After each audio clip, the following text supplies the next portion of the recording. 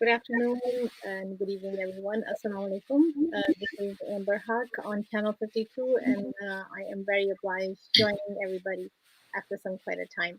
So, I have a very interesting guest with me today. Today, as we were be talking about entertainment and um, music industry coming back in our lives.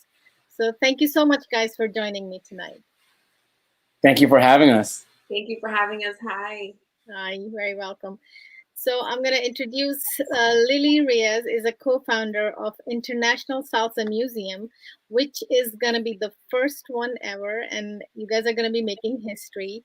So Lily, thank you for joining us. I know you're also a social worker. You know, such a combination of two different careers coming together. So please, let us know in details about yourself. Yes. Okay. So yeah, like you said, it's two different careers merging together. I feel really blessed that I have worked with the most amazing population in New York City. I worked with vulnerable population, children, families, and youth, and I've poured my heart out to the community. And now I get this opportunity working with Willie. We're working on this amazing project where I'll be able to use my experience as a social worker at the International Salsa Museum. And I'll definitely be thinking about the community on a daily basis while we're implementing programs for education, music education, and the arts and dance. And so I'm really excited and looking forward to it. And, we have this vision. We have all these, goals and aspirations. That the International Salsa Museum is yet to have an actual venue, but we know we'll get it one day. Mm-hmm. So we're really looking forward to that. Awesome, and it's it's a big deal actually to start something which is going to be actually a museum, and especially the heart of New York, Brooklyn. It's going to be in Brooklyn, correct? In the Bronx, in the Bronx. Sorry, okay. And the second person I have here is Willie Rodriguez, who is the CEO of the museum, and you also have a corporate background as well. Both are coming from two different backgrounds in this together. So please, Willie, let us know about you and your details. Oh, well, my details go back to my childhood because I've been doing music my entire life. But again, thank you again for having us, and we truly appreciate you guys taking out the time to meet with us. This is very special for us. So as far as my background, I am a musician, but I've also been in the corporate side of things. I've been a musician all my life. Ever since I was 5 years old, I've been playing the piano. Classically trained. I used to do recitals at Carnegie Hall and national competitions on a college level at a very young age. And then from there, I knew music, just in case music would fail on me, I had a plan B for education. So I went to college and I majored in television and radio communications with a minor in marketing, with the hopes that one of these days all worlds will come together and create something amazing, and which is where we are right now. So all my experience within the corporate side, I was able to work for organizations like ABC Radio, Walt Disney. I worked for NBC, Comcast, CNBC. I've also done work for Fox 5, for HBO, for the Lifetime channel, for History Channel. So I've been involved in television for a really long time. But music has always been a big passion of mine. And every time I would go to a job interview, I would let them know, like, listen, music is my passion. So if you're okay with that, there's be some times where I have to travel and do my music thing, and the companies allowed me to pursue my passion while still working for them, because I always made sure I did my work. I always made sure I did a good job. So, but now all the worlds have combined, and here we are opening up the Salsa Museum. Correct. Awesome. So one thing that I really appreciate in both of you is you guys have your own profession, and you guys know what's dear to yourself, and that's what makes a person a very balanced human being. And I think we need we need something like that because it's very healthy. Talking about, mindfulness and, self-care, Mhm. it's something which is driving us in the back really helps. And salsa is it's such a beautiful rhythm and culture behind it. I saw the beautiful speech you guys gave last week, and it's a whole exercise in a very beautiful way. Usually we're going to gym to work out, and it's so boring, and but salsa is Mhm. something which is very natural, coming up. So we have one of our audience. There's a question: did COVID help the online communication style in the world? So that's a we are coming back from COVID and post COVID, and people are recognizing the things that which we did not recognize before, what was important to us. So I'm going Mhm. to take that question, Lily, first from you, because being a woman, and then social worker, and uh, co-director and director. Yes. No, definitely. There's always pros and cons to internet. Like the world of social media and the internet. But I feel like it did help. Um, in the sense of, for example, in my case, I have a lot. I also have a private practice where I meet with individuals, couples, and in my case, I feel like I had more of a clientele because of the lack of, being able to physically go to an office. So it opened up the doors to see more patients, more clients online. Mm-hmm. So from my personal perspective, it did help. There is a positive for to there is the light at the end of the tunnel. There was a lot of positive that came from the pandemic.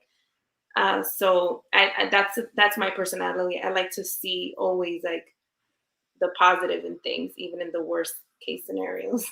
Yeah, awesome. And you have to take the positive because you're the main force behind so many people as a social worker, Hmm. and that's awesome. So, Willie, what do you think in that matter how COVID has touched, in terms of communication? And you have Yeah, such a rich background coming from NBC and all those, media and communication. yeah, no, I was actually I was able to work on both ends, do the corporate thing with television and the music, all via online communication. On the corporate side, the company was able to provide everybody with, I mean, we all had laptops, right? But we Mhm. were all able to sign in, and we had to change our way of doing things because we couldn't be in the office. So it allowed us to not only stay home and work from home, which was great, but also it allowed us to communicate in a way that we didn't do at the office. Like sometimes because we weren't at the office, we would do like fun group events Mhm. online. Well, all the entire company will get online and we'll have like trivia night, and we'll just communicate and have fun doing that. But on the music side, it really took a toll on us because of the fact that we couldn't go to the recording studio. There were no performances happening around the city. Mhm. Anywhere in the world, there was no performances going on. So we really had to find a new way on how to on how to record our artists. And we found, like, me and my partner and I in music production, we were able to use Zoom to have a full-on recording session. And I was able, through the pandemic, I was able to like put out 3 or 4 songs, and I was able to work on other music for other artists, and we were all communicating via the internet. So we had to get super creative, and I think everybody had to get super creative when it Yeah, came to this. people did, and you will see so much came out of this pandemic. But I Yeah. do have to say that just like we are talking right now, there are sometimes some lagging in sounds and music. So how difficult that must have been when it comes to the actual quality of the song. Um, Oh, it didn't.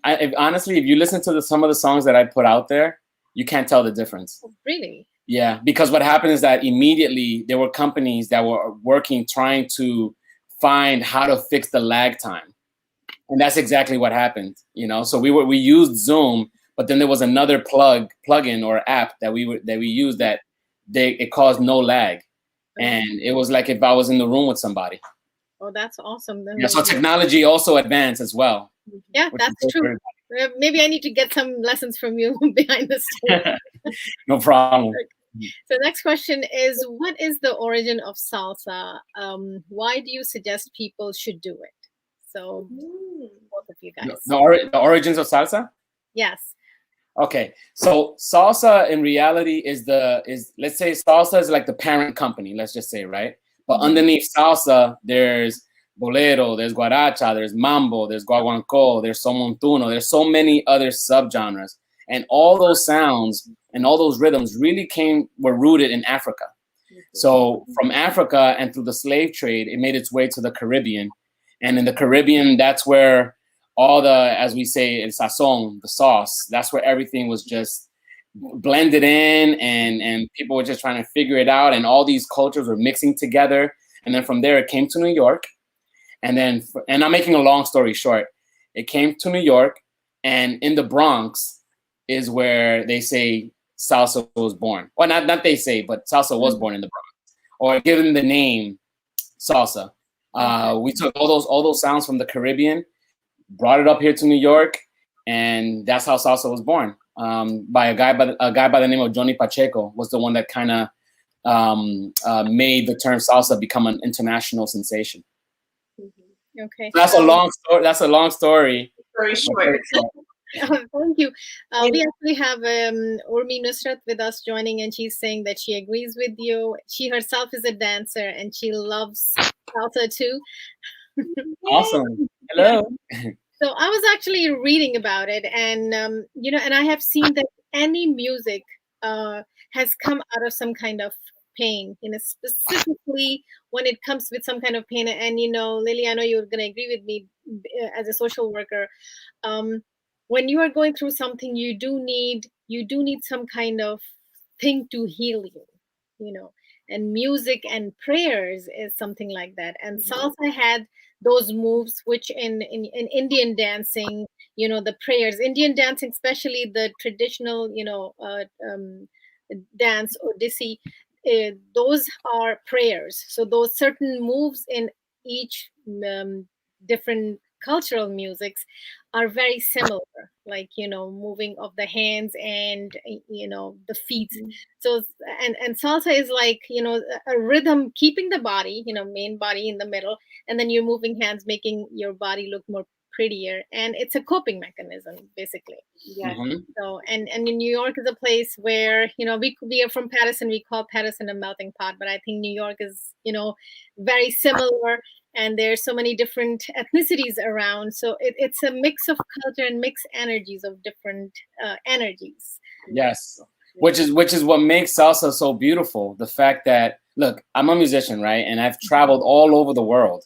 Literally, there was one year that I went to about 16 different countries and performed. And even though nobody understood Spanish like that, they understood the rhythm. And everybody was just going crazy every time we would go on stage. And it's such a great way, like the energy, the spirit, just the love that I felt on stage from the crowd was amazing. And it didn't matter whether you were white, black, German, from Spain. It didn't matter. Yes, music has no boundaries. Exactly. So next question, Lily, I'm going to take it on you. It's as a performer and organizer, did you feel it was difficult to make audience satisfied with online performance? We already went through that. The next question is, at what age would you advise is a good age for kids to start learning salsa? From the womb. Yes. We're doing a great job, Lily. From the womb. In my case, it's from the womb. When I'm cooking, I'm blasting salsa. There are times if I'm feeling a little, like if I had a rough day or I'm feeling a little down, I just blast the salsa and start dancing. But no, you can really start teaching your children, like when they learn how to walk, you can start teaching them as soon as they learn how to walk. So one thing that I have seen in salsa is, I think it's the dance of love. That's the only music, dance where there's a beauty between a man and a woman is combined in such a beautiful way. They come as a partner, because there's other dances, tap dancing and others that they would say, because I was looking into different dances, they said that no, you need to come with a partner. Without a partner you cannot do salsa. So this is, many marriage counselors or therapists say that go for a salsa class, because Right. it's a place where people actually grow together. It's done in a beautiful way. It's a very romantic music.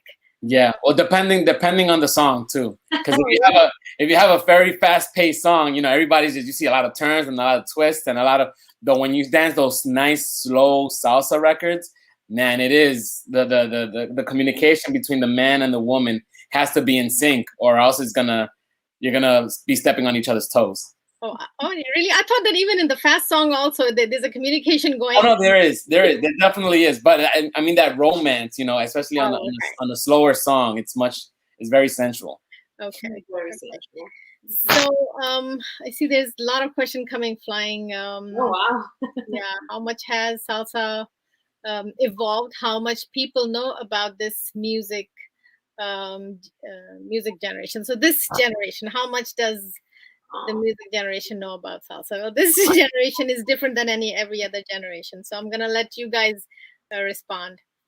Lily, did you want to go? Well, I'll be quick. I think it kind of hurts my heart because this generation does not know a lot about salsa In the U.S. in the U.S. Okay, Right? And so I think that this is one of the main. This is a major component of as to why we feel it's so important to have a museum like this, because it's going to preserve the culture.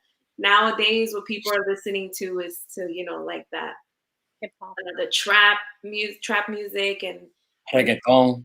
reggaeton and all that, and like slowly the salsa has been kind of like been put in like the back burner type thing in the United States. Okay. So I mean, there has a lot of potential to come back. Right. So Um, that was my next question. That why did you guys felt the necessity to have a museum? Yeah. Well, it's very important for us, just like any other culture. When we see that a piece of our culture is fading away and dying, those that really care about the culture want to keep it alive. And that's with any race, any culture, any heritage. We don't want to see our culture just die because of lack of education and lack of resources throughout the industry. So it's very important that we at the Salsa Museum, that we really preserve the history of it, because what the kids don't know is that a lot of the music that they hear now, a lot of it was influenced because of salsa music, Correct. including hip hop and including breakdancing. A lot of the breakdancing was actually created or inspired by mambo dancing from back in the 1940s and 50s. But a lot of kids don't know that. So it's truly important to just preserve the history and educate the not even the kids, it's just everybody on how we got to where we are. Yes, absolutely. And because the information is in tip of your hand with Google, so we most of the time you're not even sure that the last research is the most accurate one. It goes by what is the people are seeing most viewed as. Mm-hmm. So that is absolutely true. And going to save your heritage, I think you're working as it's a very noble mission.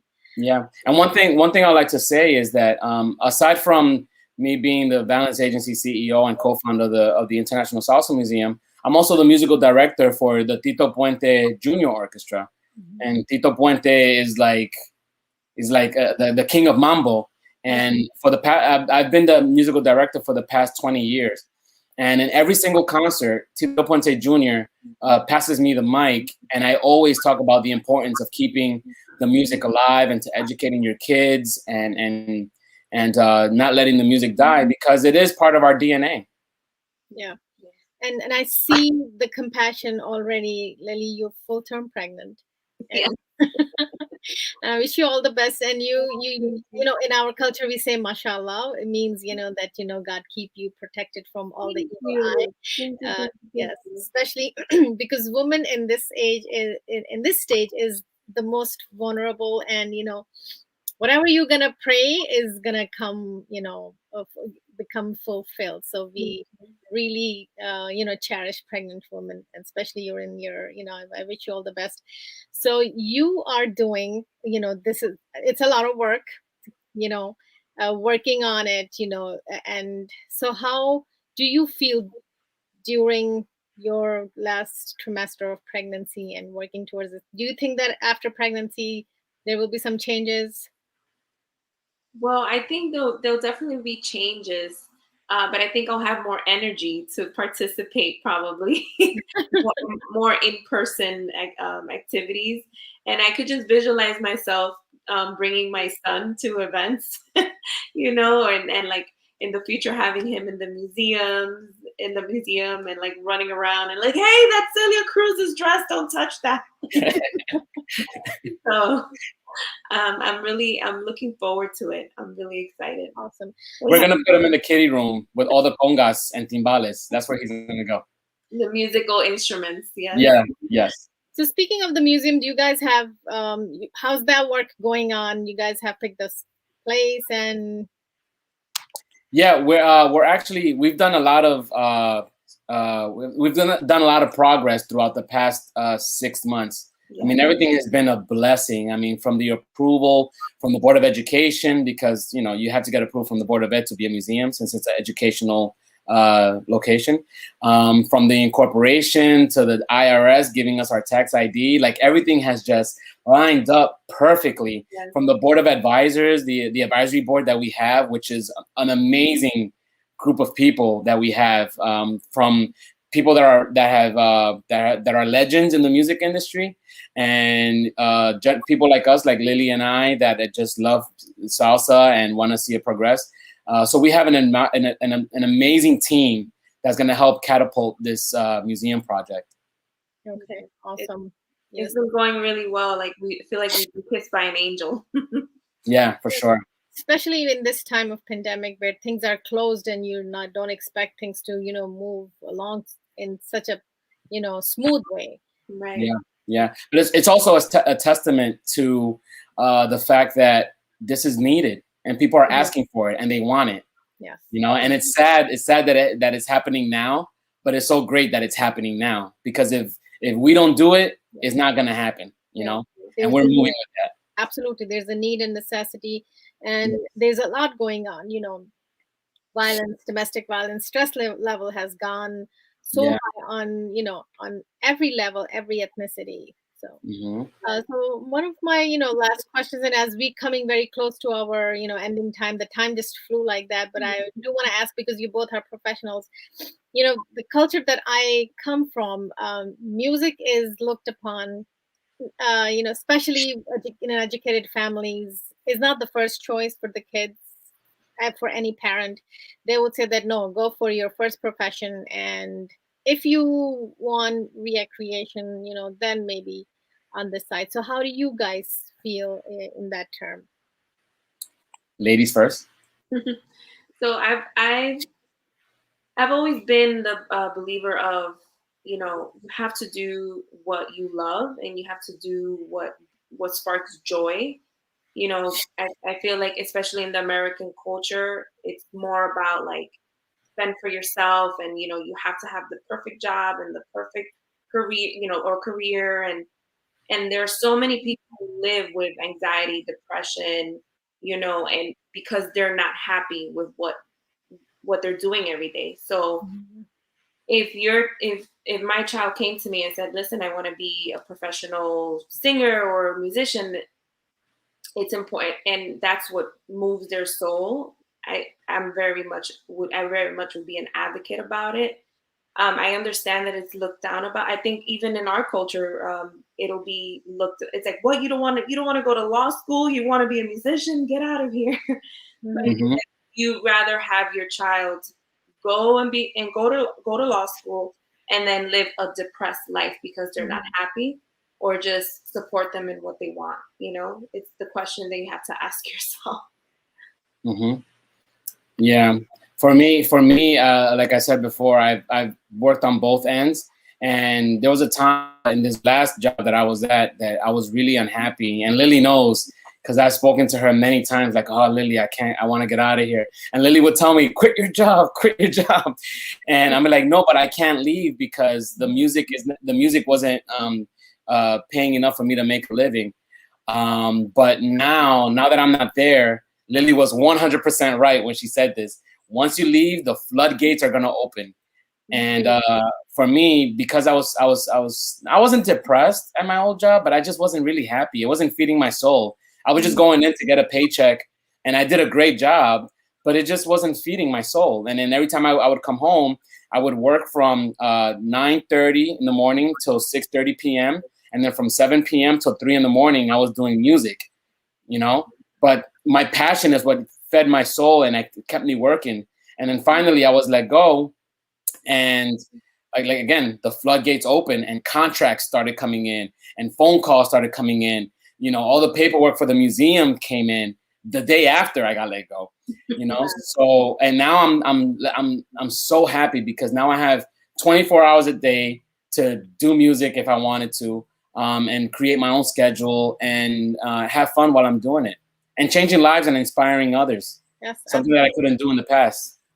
it's meant to be, and now you're gonna do it happily. Yes. Yes. Every morning I wake up feeling blessed and just grateful, you know. But I always tell my one recommendation to people from my advice is, you know, if you're passionate about it, follow your passion, okay? But also be responsible too. You have to be responsible financially, and you have to set yourself up in a way that you're not gonna be scavenging for bread and cheese. You know, like you have to make sure that you're financially stable, and once you let go, make sure that you know, all the stars will align, and you'll be able to fulfill your passion and your dream. Yeah, as we are winding up, I wanted to get, last messages. What messages do you have to your audience? Lily? Well, I just want to say thank you again for having us, and thank you, audience, for the questions and participating. Yes, thank you. I just want to wish everyone, a safe weekend, and many blessings. And let's see what else. Please listen to salsa, and share with your kids and your neighbors. And you can also visit our website. It's internationalsalsamuseum.org. Yep. And yeah, the same thing. Please visit our website. Thank you very much for having us. Thank you for the questions. And like Lily said, visit www.internationalsalsamuseum.org.